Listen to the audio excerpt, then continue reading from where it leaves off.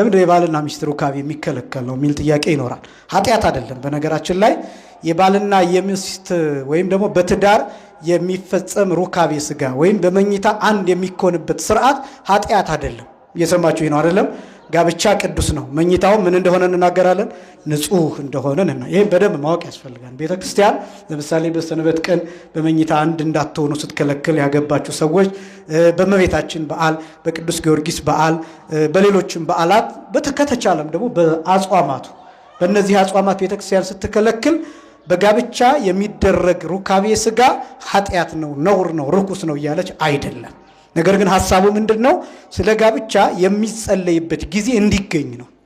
ዋናው መሰረታዊው ዓላማ እሱ ነው። ለምሳሌ እሁድ ቀን ባልና ሚስት በመኝታ አንድ ከሚሆኑ ይልቅ መተው እግዚአብሔርን ቢጠይቁት የሚገኘው ጽንስ የተባረከ ጽንስ ይሆናል።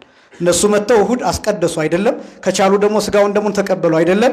ከዛ በኋላ ከ3 ቀን በኋላ በመኝታ አንድ ቢሆኑ የሚወለደው ልጅ የተባረከ ይሆናል፣ አገር የሚጦር ይሆናል፣ የሚያከብር ይሆናል፣ እነሱን የሚጦር ይሆናል፣ ስነ ምግባር ያለው ይሆናል፣ ሰዎች የሚኮሩበት ይሆናል፣ ትምህርት የሚገባው ዕውቀት ያለው ጥበብ ያለው አጠቃላይ የምትኮሩበት አይነት ልጅ ይሆናል።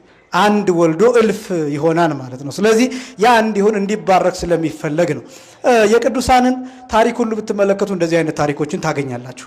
ለምሳሌ አሁን የነ አቡነ ተክለ ሃይማኖትን ታሪክ ብትመለከቱ፣ የነ ቅድስት አርሴማን ታሪክ ብትመለከቱ፣ የነ አቡነ ገብረ መንፈስ ቅዱስን ታሪክ ብትመለከቱ ገድላቸውን መጀመሪያ ስትገልጡ የምታገኙት እናት አባቶቻቸው መሃን ነበሩ፣ ልጅም አልነበራቸውም የሚል ታገኛላችሁ።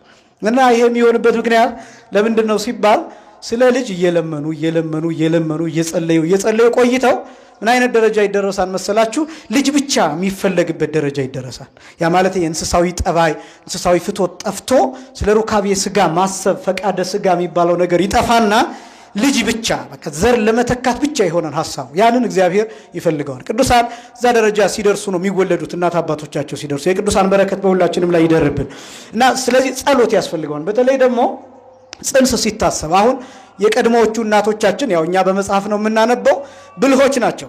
መቼ መጽነስ እንዳለባቸው መቼ ከባሎቻቸው ጋር አንድ መሆን እንዳለባቸው ጭምር የተሰላ ቀኖች። ሴት ጥበበኛ ናት፣ በጣም ከባድ ናት፣ ኃያል ናት እና ያን የሚያደርጉባቸው ጊዜያት አሉ። ለምሳሌ ወራት ሊሆኑ ይችላሉ፣ ወይ ደግሞ ከቤተ ክርስቲያን ጋር ያሉ በዓላትን አክብሮ ሊሆን ይችላል። ስለዚህ መቼ ነው ጽንስ መፈጠር ያለበት የሚለውን በደንብ ጠንቅቀው ያውቃሉ። ስለዚህ ለባሎቻቸው ማድረግ የሚገባቸውን ኃጢአት ስላልሆነ ይሄ ነውር ስላልሆነ ለባሎቻቸው ማድረግ የሚገባቸውን ነገር አድርገው በሚግባቡበት ቋንቋ መልእክት ያስተላልፋሉ ማለት ነው። ስለዚህ ያ ጊዜ ምን ፈልገዋል ማለት ነው? ጽንስ ፈልገዋል። በእርግጥ ውሳኔው እግዚአብሔር ነው። ነገር ግን ከሰው